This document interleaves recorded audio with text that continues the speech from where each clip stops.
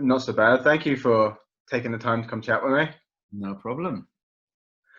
So, to jump right in, I'm just going to say welcome to Action Reloaded. It is amazing to have you on.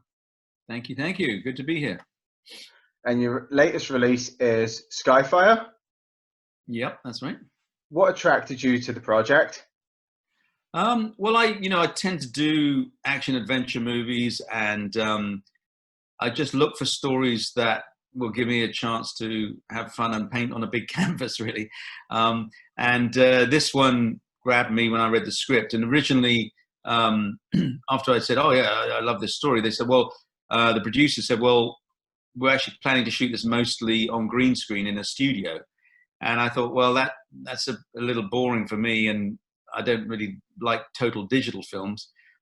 So I managed to persuade them to let me shoot it for real. And so I started looking around the world for locations and ended up in Malaysia because of the jungles and the beaches and the islands, and also they have great pinewood studio there that I could use to do the interiors. So I ended up then planning on how to do a volcano movie, which I'd never done before. And every movie's a completely different set of tasks, and so I set about trying to work out how to do a volcano movie.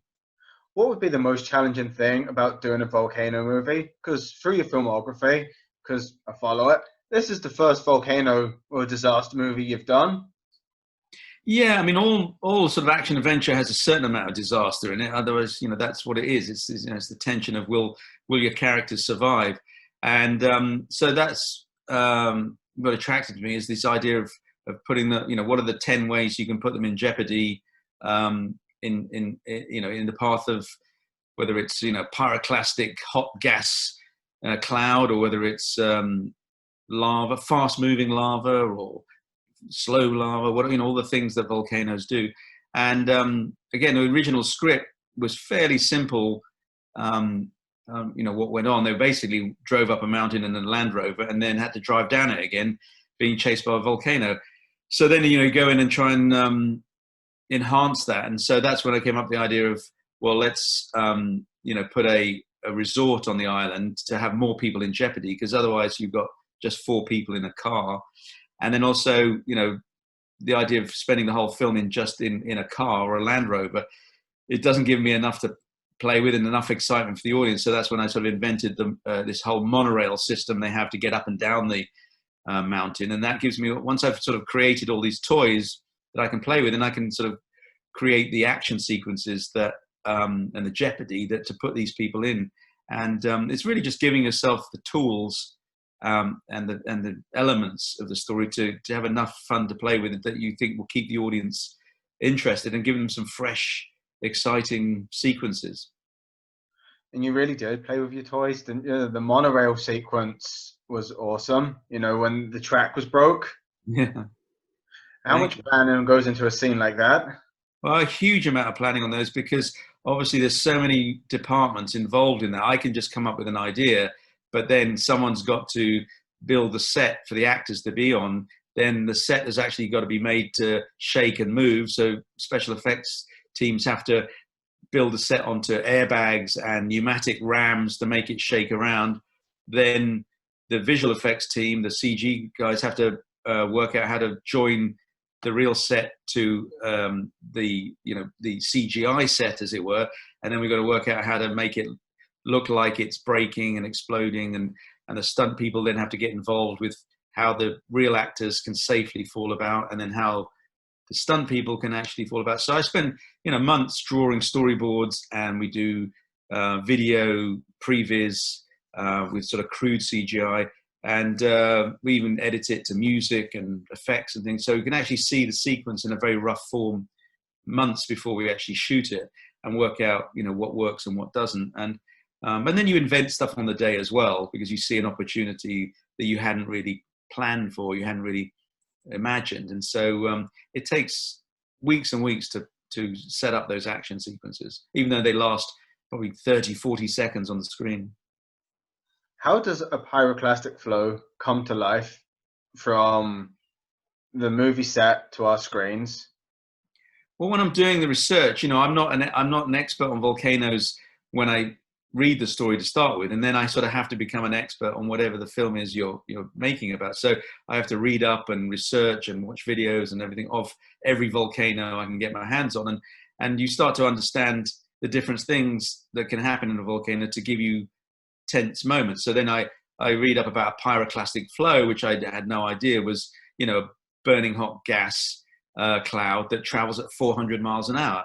You know, that's a fantastic thing to have in a movie, because you're used to seeing lava flowing and that can go very slowly, or even if it's going fast, we all know that, but you want to give the audience something different. And I don't think the audience necessarily knew that you could be roasted alive and, you know, by a cloud of ash, basically, or gas. And so that then, you know, becomes a character in the film. It's like, can you outrun that, you know, dangerous gas cloud, and how do you survive? Do you, you know, at the beginning we have, you know, one person survives and one person doesn't, because one's lying under a car and the other one is exposed. And so you become an expert on how these things work, and then use them to your advantage of how the people you want not to survive don't, and how the people you do want to survive do survive.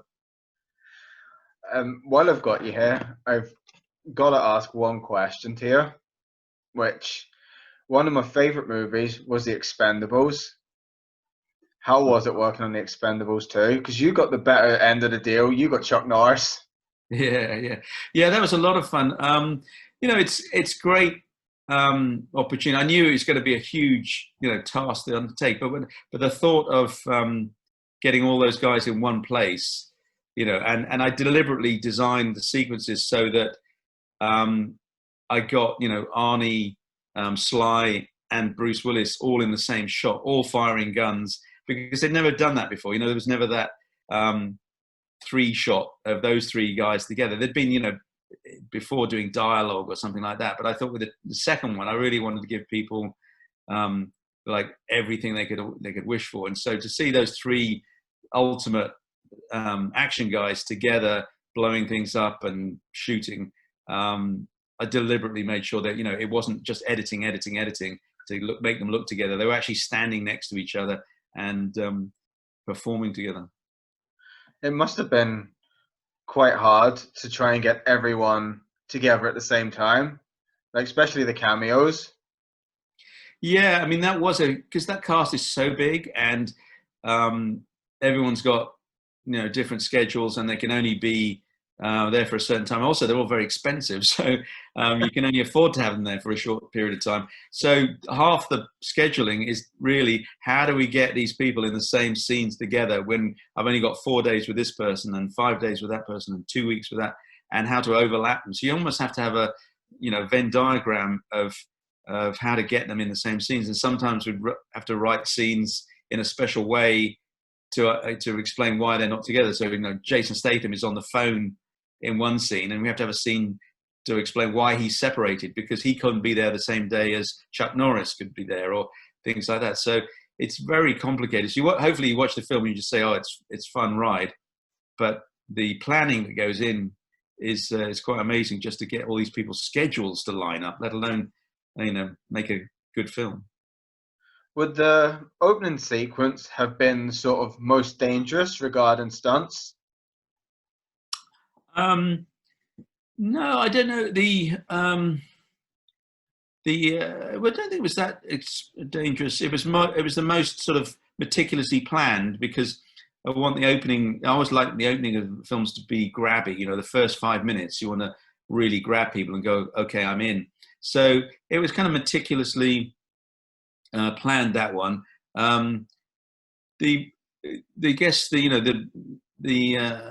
The most tricky scenes are things where you've got you know, water involved, or aeroplanes involved. They're tricky, but you know, with careful planning, you try and take out any of the sort of risk factor.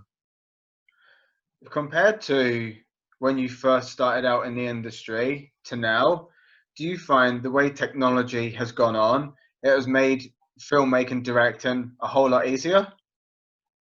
I don't know if it's made it easier. You've got more tools at your disposal.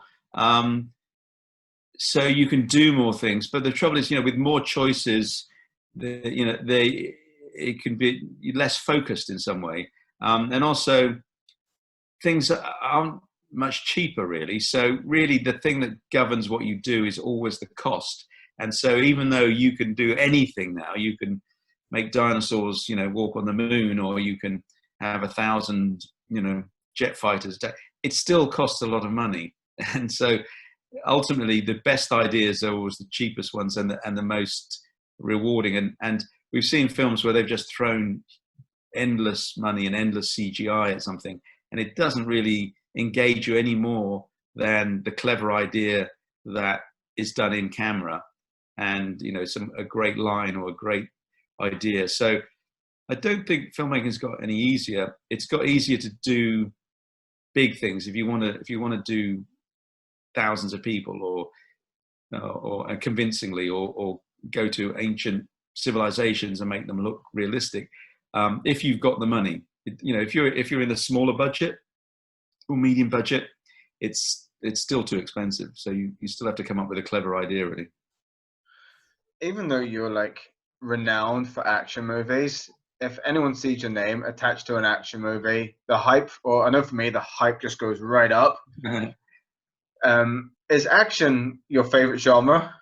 No, actually, funny enough, action isn't my favorite to watch. I mean, they're really great fun to make. I mean, they are the most fun to make in some ways, apart from comedy. But then you can get comedy in action as well, because comedy is fun on the set because everyone's laughing and having a good time. But action is just great, kid stuff playing in the sandbox.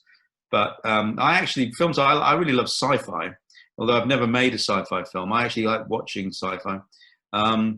But I don't really watch a lot of action films because it's like I don't get any time off there. If I spend a year making an action film, I'd rather watch something that's a bit different. Otherwise, because it's just like a busman's holiday, really. I need a break from what I do every day. And I still like to watch films, but not necessarily the ones I make.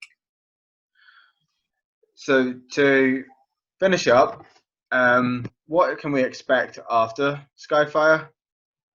Well, I'm working at the moment on an Amazon series about Magellan, the first person to sail around the world 500 years ago.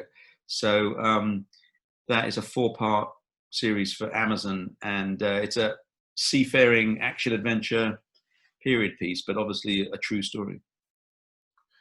Well, thank you so much for your time, Simon. No, pleasure. Nice to meet you. Likewise with yourself.